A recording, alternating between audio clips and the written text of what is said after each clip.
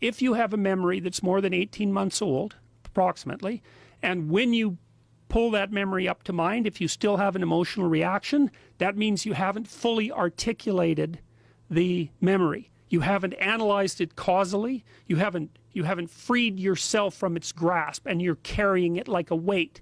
And your brain responds to that. Like the more weight you're carrying like that, more baggage, let's say, the more of the stress hormone cortisol your brain produces. And cortisol makes you old. Some of this work has been done by James Pennebaker at the University of Texas at Austin, because he started to pioneer these sorts of writing programs, and he found that if people wrote about uncertain things, past, present, or future, so they could be traumatic things, they could be uncertain things, that their physical health improved. And he did a lot of detailed research trying to figure out why that was, and basically came down to the explanation that it was something like an uncertainty reduction mechanism at work. Because your brain is always figuring out how well situated are you in the world. How much do you not know compared to how much have you mastered? And you can tell that you've mastered things because when you go somewhere and you act, things turn out the way you want them. That's an indication of mastery.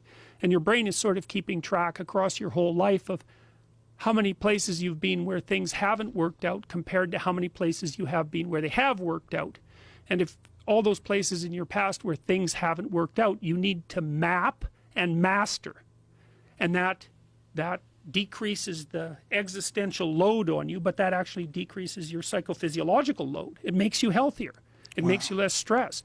And so we put all that together in this self-authoring suite to help people write about their past, to sort it out in a detailed autobiography. It asks you questions about your past. It says divide your life up into 6 epochs, and then divide each of those, that might be, say, birth to kindergarten, and then maybe elementary school, and then maybe junior high school, however you want to do it, and then to write about the emotionally significant events in each of those epochs, and then to describe their effects on you, and then to analyze how you did in those situations, what you might have done differently, what you might do differently in the future, to straighten out your past.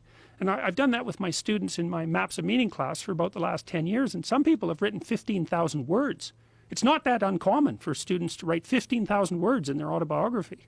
Wow. So that's such great advice. That's such great advice about reconciling with your past, because so many people just carry it around. Yeah, well, if you're thinking about your past, what it means is you haven't analyzed the causal chains. Because you might say, well, why do you remember your past? Well, you might say, well, it's in order to have an objective, record of the past. It's like it has nothing to do with that.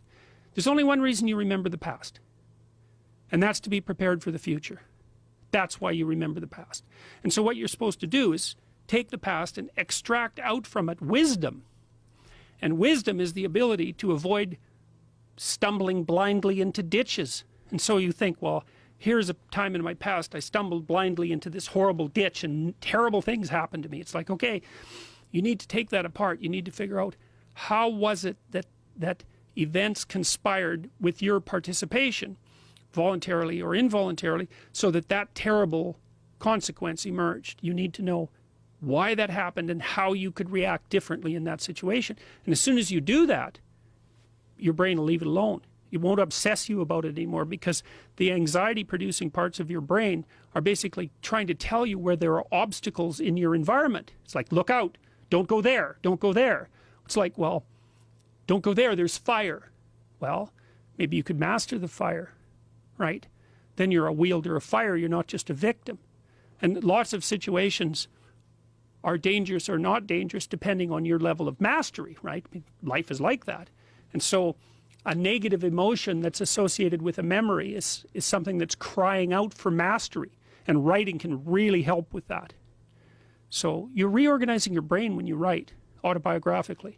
You're basically, the emotions, memories can be stored at different levels of your brain, from sort of primordial reptilian image-laden areas that are very emotional, up to finely articulated plans for your future life.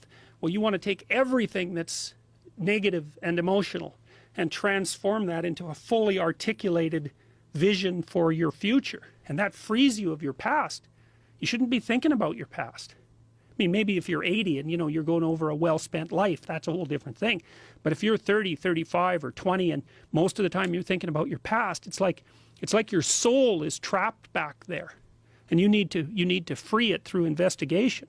And the metaphysical language is appropriate, because that is, in a sense, what you're doing. You're trapped in the past. It's like you got to break free of that so you can use all your resources to move ahead into the future.